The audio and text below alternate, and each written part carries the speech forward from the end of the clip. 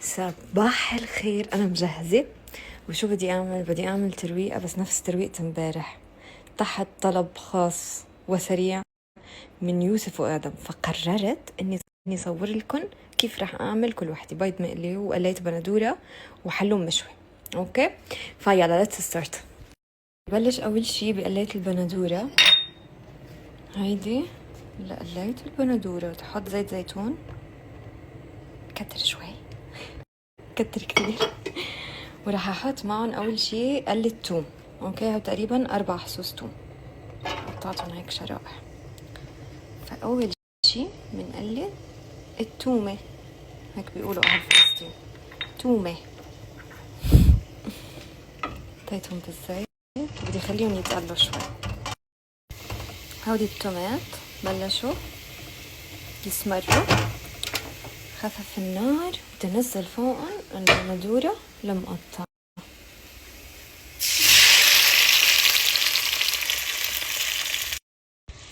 وراح اخليهم على النار كل شوي بقلبهم لبين ما يدبل البندورة على الاخر. اوكي هلا تعالوا نعمل البيض. البيض حاطة هون عندي تقريبا شي 1 2 3 4 5 6 7 لانه ادم ويوسف وانا فكترت شوي. انا شو بعمل، شو بحط للبيض المقلي؟ بحط له شوية كريمة طبخ. اوكي بيعطي طعم كتير طيب وبينفخ هيك البيض بس تحط له كريمة طبخ، فهذا سري. وراح احط له معلقة صغيرة فلفل اسود وملح،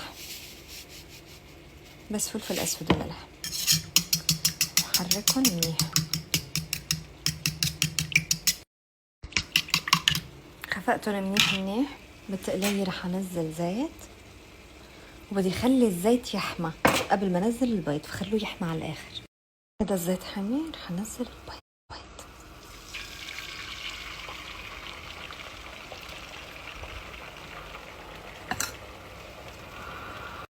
هلا شو بيصير يعمل؟ بيصير البيض يستوي على الاطراف، بصير بقربه انا وبخلي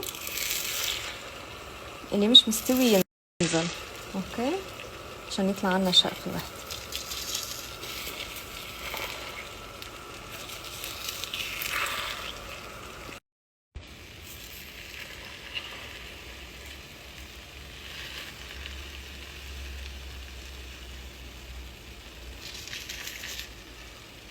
خليته يستوي وهالبندورة، وبدي نزل هون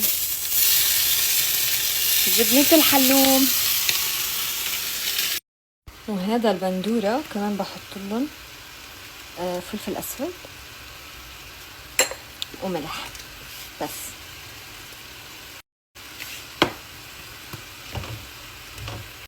هلا البيض استوى من تحت، بدنا نقلبها على تقلية تاني عشان نستويها من تاني ميلي. فشو رح تعمل يا يوسف؟ استنى، بتحط هاي فوق هاي وبتقلبهم مرة واحدة. بتعرف ولا بعملها عنك؟ ايوه معلم طلعت. هذا الحلوم ما بنحط لهم شي، اوكي بس بنشويهم، ولما يستووا من ميلة الشوي بنقلبهم على تاني ميل، بس بنقلبهم على النار هيك. هاو استووا اكتر لانه عملت النار. هيدا كل شي بالدنيا. هذا البيض عنا جاهز، رح اطفي. وقلية البندورة جاهزة كمان، رح اطفي. وهذا كل شي صار جاهز. يلا جاهز. ادم، يوسف،